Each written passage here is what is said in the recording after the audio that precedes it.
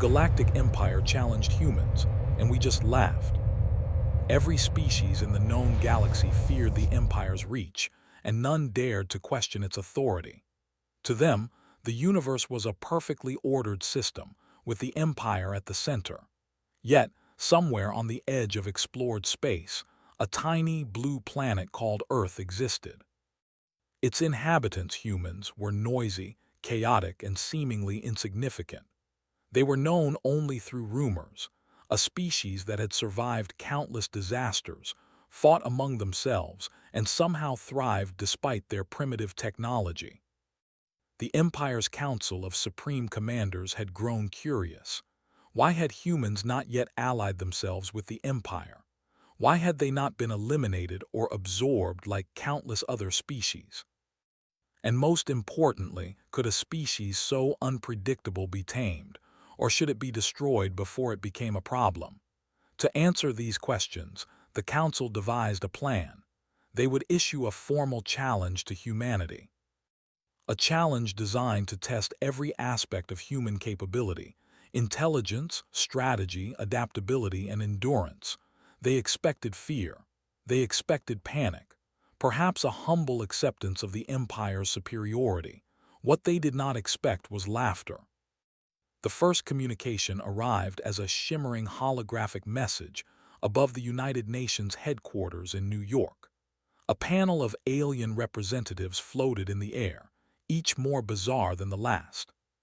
Some had 6 eyes, some had no eyes at all, some had limbs that shifted and writhed like living metal. Their voices were translated instantly by the Council's universal translator, though the tone carried the weight of centuries of authority. "Humans of Earth," said the lead figure, a tall, crystalline being with a voice that echoed like a canyon. "The Galactic Empire recognizes your existence. We extend to you a formal challenge. You will undergo a series of tests to determine whether your species is fit to participate in galactic affairs. Compliance is mandatory. Refusal will be noted, and consequences will follow." On Earth, diplomats, scientists, and government leaders crowded around the hologram. They expected something intimidating, perhaps a warning or even a threat. Instead, what came next was silence. Then, from the front row, a small man in a plain suit cleared his throat. He was the UN Secretary General, and his expression held a mixture of curiosity and amusement. "Thank you," he said carefully, "for your challenge. We accept." A ripple of shock passed through the alien council. They were expecting submission, terror, perhaps pleading for mercy. But instead, humans smiled. Some even chuckled. The Secretary General continued. "We are confident that this will be entertaining for all of us." The Empire's representatives exchanged confused glances. What was this? A species that laughed at authority, that welcomed a test rather than trembling before it. The council convened immediately after the message ended. Their chambers were vast, stretching for miles, with floating platforms and shimmering data streams. Each supreme commander voiced disbelief. "They are insolent," hissed one, a gelatinous entity that could change color with emotion. "They must be punished." "No," countered the lead commander. "We must proceed, observe, test them. This is unprecedented and yet fascinating. We may finally witness the emergence of a species unlike any other." Meanwhile, humans wasted no time. The UN formed a human response team, a mix of scientists, engineers, tacticians, and diplomats. The aliens' challenge had no rules at first, just a vague outline of tests. Humans, as they always did, approached it in their own way, with laughter, creativity, and teamwork. The first test was simple in description but complex in execution. Humans were instructed to navigate a maze filled with alien technology. The Empire expected this to be a straightforward examination of intellect and agility. Humans, however, approached it differently. They did not race through blindly, nor did they attempt to brute force the mechanisms. Instead, they observed, they hypothesized, and they improvised. A young engineer named Maria led her team through the maze. While the aliens had designed the maze with deadly traps and complex logic gates, Maria noticed patterns that seemed almost like jokes. "They think in rules," she told her team. "But rules always have loopholes. Let's find them." Within hours, humans had completed the maze, not by following the expected paths, but by bending the rules in ways the Empire had not imagined. They used makeshift tools, improvised bridges, and even humor to distract the AI observers. The maze, designed to humiliate them, instead became a playground. The aliens, watching remotely, could not understand. One Supreme Commander who had personally designed the maze went pale, if such a thing were possible for his crystalline form. "Impossible," he muttered. "They are cheating or thinking differently." The next test was a social experiment. Humans were sent to negotiate with a simulated council of alien representatives. The Empire expected humans to stumble, to fail at diplomacy, to react with fear or arrogance. Instead, humans displayed something completely alien to the Empire: patience and empathy. They listened, they asked questions, and they even joked.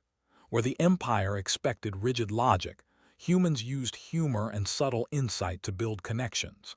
Alien diplomats, who had never experienced negotiation outside rigid protocols, found themselves confused. Emotions, they realized, could be more powerful than technology. One human diplomat, a quiet man named Raj, smiled during a particularly tense moment. "You know," he said, "if you want us to agree to something, explain it clearly. If you confuse us, we just laugh." And laughing is not very persuasive. The alien council had no answer. Humans laughed politely, not mockingly. They were not disrespectful, they were simply unafraid. By the third day, the Empire had sent a warning. "These tests are trivial," the holographic message read. "Prepare for the real trial. It will reveal your true worth or your failure." Humans, gathered in a conference room, read the message aloud. "Well," said Maria, "I was hoping for something harder. Maybe we'll finally get to have some fun." "Fun?" asked Raj. "Yes," Maria replied. "They think we will be scared. They think we will struggle, but they don't understand us yet. We don't give up. We don't panic. And most importantly, we can laugh at the impossible." Their laughter echoed in the room, warm and human. And somewhere across the vast reaches of space, the Empire shivered, not with fear but with confusion. The humans' approach baffled the galaxy's most advanced minds. Where other species relied on intimidation, brute strength, or technological superiority, humans relied on creativity, cooperation, and resilience. The Empire had assumed fear was universal. They were wrong. Aliens began to whisper among themselves. "How can they be so calm?" one asked. "How can they find joy in a challenge meant to intimidate?" "They are unpredictable," another replied. "Perhaps too unpredictable for our calculations." And the humans, oblivious to the chaos they had caused, continued their preparations for the next trial. They built devices, trained teams, and studied alien technology, not to dominate but to understand. Their curiosity was insatiable. In the Empire's halls, debate raged. Some argued for immediate termination of the humans. Others argued for observation to see how far the species could go. But all agreed on one thing: humans were unlike anything they had ever encountered. Meanwhile, on Earth, life went on. Humans laughed at the complexity of alien technology.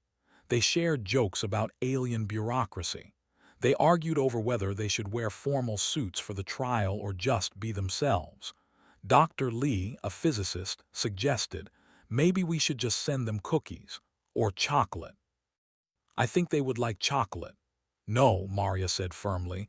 "We need to win this fairly, but I admit humor works better than fear." And so humans continued to prepare. They trained, studied, and planned, not for dominance but for excellence.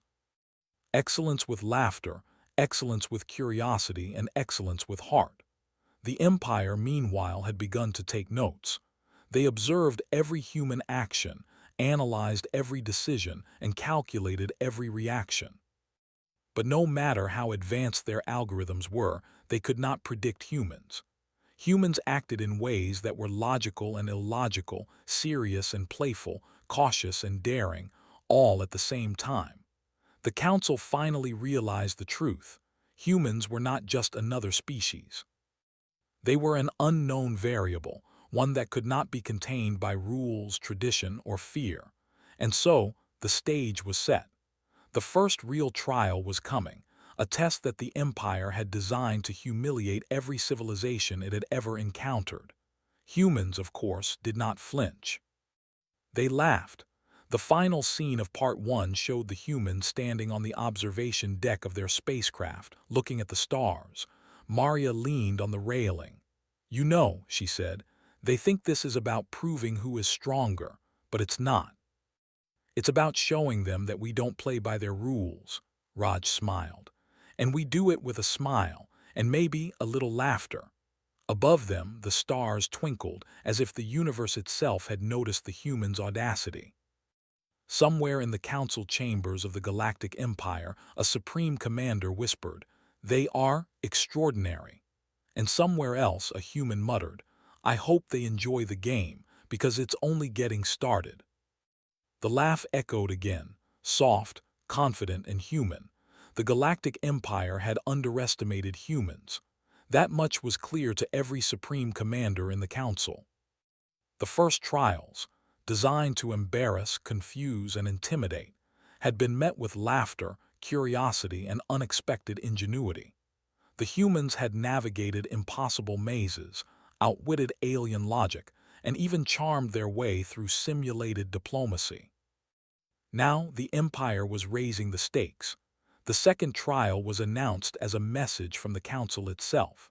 A massive, shimmering hologram appeared above the United Nations headquarters, more imposing than before.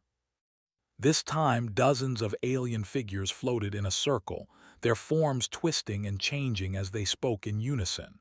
"Humans of Earth," the lead voice intoned, echoing across the city like thunder. "Your first performance was surprising. But the trials to come will test your species' limits. You will face extreme environments, complex moral dilemmas, and challenges that have defeated entire civilizations. Succeed, and you may earn recognition in the galactic arena. Fail, and you will be remembered as curious but insignificant." Humans read the message calmly, some of them even laughed. "Extreme environments," Maria said, adjusting her glasses. "I love a good hike. Maybe we should pack snacks." Raj shook his head, smiling. "They don't get it, do they? They think fear matters, but we've survived worse on Earth. This is just space hiking." The aliens, watching remotely, did not understand. How could a species face life-or-death trials and treat them casually? The first part of the second trial was survival. Humans were transported, or rather, teleported, into a simulated alien environment. A planet with boiling oceans, acidic storms, and gravity that shifted every few minutes. The Empire expected chaos, panic, and failure. But humans adapted.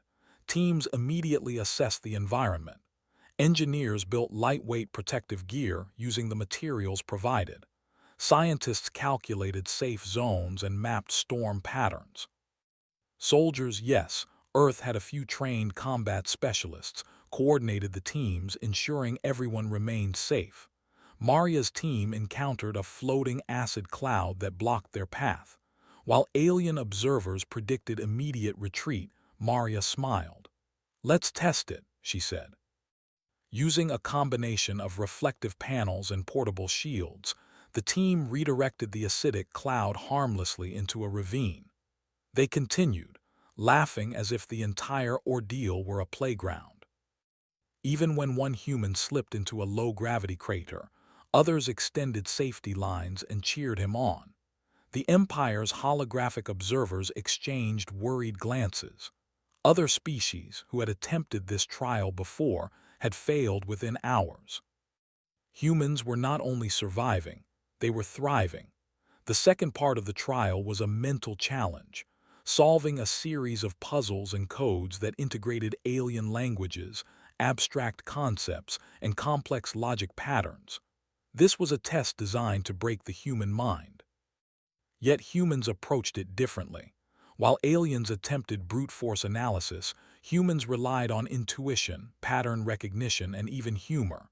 Raj sat before the first puzzle, staring at the symbols. "Okay," he muttered. "It's clearly nonsense unless it's not. Let's treat it like a game." His team began experimenting. They drew connections between symbols, made educated guesses, and tested every hypothesis. When an alien observer announced that failure was inevitable, humans simply laughed. "Failure isn't the end," Maria said. "It's just a clue." Within hours, they solved the puzzle, leaving the Empire stunned. For the first time, the Council realized that humans did not think like any other species. Logic, probability, and structure mattered less than creativity, teamwork, and intuition. The final part of the second trial was social. Humans had to negotiate with other alien species who had been brought in as part of the simulation. The aliens expected humans to falter under pressure, to misread signals, or to give in to intimidation. Instead, humans excelled. They listened carefully, asking questions to understand motivations. They found common ground where none seemed possible, and most unexpectedly, they used humor to diffuse tension. A joke here, a witty observation there, and suddenly the alien negotiators were working with humans instead of against them. Even the Empire's monitors noted it. "They are forming alliances," one Supreme Commander muttered. "They are not following the rules, and yet they succeed." By the time the second trial ended, humans had accomplished the impossible. They had survived extreme conditions, solved puzzles that had baffled the galaxy's greatest minds, and negotiated with alien factions in ways that left everyone smiling, even the aliens themselves. The Empire was growing frustrated. Some argued for harsher trials, others for elimination. But the lead Supreme Commander, crystalline and unyielding, had a different perspective. "They are extraordinary," he said quietly to no one in particular. "They do not fear. They do not falter. They do not follow our expectations. We cannot break them because our understanding is inadequate. Perhaps we should observe rather than challenge." Observation alone, however, would not satisfy the Council. The humans had already demonstrated that they were not only clever but adaptable, resilient, and unpredictable. Back on Earth, humans celebrated quietly. They did not boast. They did not gloat. But there was laughter, there was joy, and there was camaraderie. "Did you see that?" said Dr. Lee. "They really thought they could scare us with a boiling ocean." "Boiling ocean," Maria said with a grin. "I call it Tuesday." Even the diplomats were learning. Raj, usually reserved, had begun to understand the strange advantage humans had. "We are different," he said. "Other species try to impose fear, but we don't operate on fear. We operate on curiosity, and curiosity wins every time." The Council, however, was far from amused. They convened a secret session to discuss the humans' success. "They are not like other species," one commander said. "They do not act predictably. They do not react to threats as expected, and they seem to enjoy challenges." "They laugh," said another, a floating jelly-like entity. "They actually laugh at what should terrify them." The lead Supreme Commander leaned back, considering. "Perhaps we underestimated them. Perhaps we should reconsider our approach. But whatever happens, they have proven one thing. Humans are not easily measured, and they cannot be controlled with intimidation." Meanwhile, the humans had been preparing for the next phase of the trial without even realizing the depth of the Empire's concern. They were engineers, scientists, diplomats, and soldiers working together as a single unit. Each human brought a skill, but together they created something greater than the sum of their parts: ingenuity with heart. Maria's team began building new devices, inspired by the puzzles and simulations they had faced. They designed energy-efficient shields, portable tools for environmental adaptation, and even small drones to scout ahead. But always, laughter accompanied their work. "Watch this," Maria said as she demonstrated a small flying drone. It hovered, zipped through the air, and then did an unexpected loop. "If we can make the aliens smile a little, maybe they'll stop expecting us to fail," Raj laughed. "Or maybe they'll underestimate us even more." The humans' unexpected success had consequences. Other alien civilizations, those who had been watching the trials, began sending secret communications to the humans. Some congratulated them, some offered advice, and some simply expressed astonishment. Humans, curious as always, welcomed these interactions. They asked questions, learned about alien cultures, and even exchanged stories. Through it all, the Empire watched and worried. "How can a species survive this and still thrive?" a supreme commander whispered. "How do they turn trials into games?" "They are not like us," another replied. "They are something else entirely, perhaps a new model of life we cannot fully grasp." And so the second trial ended with humans victorious, though they treated it like another day's work. They laughed, shared stories, and continued to plan for the next challenge. But the Empire was already preparing its most ambitious test yet. A trial that would combine extreme danger, intellectual puzzles, and social complexity, all designed to finally force humans to fail. Humans, unaware of the Empire's nervous deliberations, approached the new challenge with their usual mindset: curiosity first, fear last. Maria looked up at the holographic display showing the next trial. "Looks like it's going to be tricky." Raj grinned. "Tricky is fun. And we're good at fun." And somewhere across the galaxy the Empire whispered, "We cannot predict them, we cannot control them, and perhaps we should not try." Humans laughed again, echoing across the observation decks of their spacecraft. The laughter was light, confident, and undeniably human. They had survived the Empire's impossible trials. They had thrived where other species had perished. And in doing so, they had sent a message: humans were not to be underestimated. The galaxy had never seen anything like them, and it would not forget. The Galactic Empire had underestimated humans from the very beginning. That much was clear to every supreme commander. No species had ever faced the Empire's trials and emerged not only unscathed but victorious in every aspect. And yet, the final trial was about to begin. The final trial was announced in a holographic broadcast unlike any previous one. It combined every challenge humans had faced before: extreme environments, complex puzzles, moral dilemmas, and social negotiations. But on a scale the Empire had never attempted. Entire planets were simulated, alien civilizations brought in as actors, and technology deployed that could test even the most advanced minds. The Empire's message was clear: this trial will determine whether humans belong in the galaxy.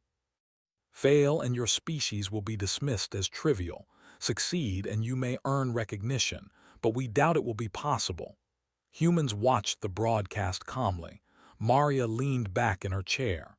"Impossible," she said, "just means we haven't figured out the solution yet." Raj chuckled. "I think they like to hear themselves talk. Let's give them a show." The rest of the team laughed with them. They did not fear the Empire, nor did they feel pressure. They felt curiosity, challenge, and excitement, a combination no supreme commander could understand. The trial began on a planet with a wildly unstable environment: shifting gravity, intense weather patterns, and flora and fauna that reacted unpredictably to humans. Alien species were scattered across the planet, each with their own objectives. Humans had to navigate this chaos, solve multiple puzzles simultaneously, and negotiate with various alien factions to succeed. From the moment they arrived, humans assessed the environment carefully. While other species panicked at the shifting gravity, humans simply adapted. They built tools to stabilize their movement, observed patterns in the storms, and even learned to anticipate the behavior of alien creatures. Maria's team found themselves facing a deep chasm, a natural barrier created to separate them from the next challenge. While alien strategists assumed it would stop them, humans quickly crafted a series of rope bridges, pulleys, and temporary platforms using local materials. The creatures in the area, instead of attacking, were fascinated by humans' creativity. Some even followed along, acting as unwitting allies. Next came the mental and social challenges. Aliens had designed a massive puzzle, a network of energy fields, encrypted messages, and logic loops that had defeated every other species. Humans approached it differently. Raj looked at the puzzle and said, "It's not about brute force or logic. It's about patterns, intuition, and a bit of imagination." The team worked together, testing hypotheses, sharing ideas, and using humor to maintain morale. One human accidentally triggered a small energy field, causing lights to flash and sounds to echo. Instead of panicking, the humans laughed. "Nice light show," Maria said. "Maybe the aliens will enjoy it too." Minutes later, they solved the puzzle. The energy fields aligned, messages decoded, and logic loops completed. The Empire's observers could not understand how it had been done. Every calculation predicted failure, yet humans had succeeded effortlessly. The final stage was negotiation and leadership. Humans had to unite several alien factions, each with conflicting interests, and convince them to work together toward a single goal. The Empire expected tension, conflict, and eventual breakdown. Humans, however, used what they had always relied upon: patience, observation, and humor. Raj spoke to one faction, a species with 4 heads and complex vocal patterns. "If we work together," he said, "we can solve this faster. And if we solve it, everyone benefits. Plus, I promise there will be no shouting unless it's part of the fun." The aliens were confused. Humor was not part of their negotiation protocols, but curiosity won over confusion. They joined the humans. Maria spoke to another group, this one insectoid and territorial. "We don't want to take anything from you," she said. "We only want to combine our efforts. Together, we can do what no species can do alone." The insects surprisingly agreed. The humans' approach, calm, confident, and inclusive, created alliances the Empire had never imagined. Throughout the trial, the humans continued to laugh, to smile, to joke, and to observe. Nothing seemed to faze them. They adapted, improvised, and led. Where the Empire had expected panic, they found curiosity. Where the Empire had expected fear, they found courage. And as the trial concluded, humans achieved the impossible. They survived the extreme environment, solved the complex puzzles, and united the alien factions. Not through dominance, not through force, but through ingenuity, cooperation, and humor. The Empire watched in stunned silence. Every calculation, every prediction, every assumption had been wrong. For the first time in history, a species had not only matched the Empire's expectations but had surpassed them entirely. The final message from the Council was hesitant, almost unsure. "Humans of Earth," the lead Supreme Commander said, crystalline and trembling slightly, "you have succeeded, beyond what we believed possible. Your species has demonstrated qualities that are unique. You are clever, adaptable, and resilient. You have survived trials designed to test the galaxy's finest minds. We recognize you as equals." Humans, true to form, did not gloat. Maria replied, "Thank you. It was challenging and fun. We hope you enjoyed it as much as we did." The council was silent for a moment. A species that had just outsmarted them, united alien civilizations, and laughed in the face of impossible odds, was responding with humility and humor. It was not fear. It was not arrogance. It was confidence, curiosity, and joy. Back on Earth, the humans celebrated quietly. They shared stories of the trial, laughed at moments of near failure, and marveled at the ingenuity of alien technology. There was no prideful boasting, only the satisfaction of a job well done. Maria reflected on the events. They thought they could intimidate us. They thought fear would work, But we didn't give them fear. We gave them curiosity, creativity, and laughter, and that made all the difference. Raj smiled. We didn't just survive, we showed them what humans are capable of. And we did it the way we always do, together and with a bit of humor. The Galactic Empire, meanwhile, was quietly changing. Their systems of rigid hierarchy, intimidation, and fear had been challenged by a species that operated on entirely different principles. Discussions among the supreme commanders shifted from punishment to admiration. "They are extraordinary," whispered one commander. "They don't fear us, they don't follow rules as we expect, and yet they succeed." "They have laughter," said another. A concept we dismissed as weakness, but now, perhaps it is strength. The Empire began to recognize a truth it had never admitted before. Humans were not simply another species. They were innovators, thinkers, and a force that could not be measured or controlled. Months later, humans were invited to join intergalactic councils as equals, not as subjects, not as curiosities, but as participants. And when humans entered the council halls, they did not flaunt power or superiority. They smiled, they laughed, and they listened. They shared ideas, offered insight, and subtly taught alien civilizations the lessons of adaptability, cooperation, and ingenuity. Where the Empire had once relied on intimidation, humans relied on creativity. Where the Empire had once expected obedience, humans relied on dialogue. Where the Empire had once calculated fear, humans offered laughter, and the galaxy noticed. The final scene of Part 3 was quiet but profound. Humans stood together on a spacecraft, looking at the stars. Maria leaned on the railing. "Do you think they understand us yet?" Raj smiled. "They'll never fully understand us, and that's fine. All they need to know is don't underestimate humans." A faint ripple passed through the council chambers of the Galactic Empire. Some commanders smiled, some shook their heads, some whispered to each other. The humans had done what no other species could. They had rewritten expectations, not with force, but with heart, ingenuity, and laughter. And somewhere in the galaxy, a human whispered, "I hope they're ready for the next challenge, because we're just getting started." The laughter echoed again, light, confident, and unmistakably human. The Galactic Empire had been challenged. And humanity had won, not through dominance, not through violence, but through the qualities that made them uniquely human. The galaxy would never forget it.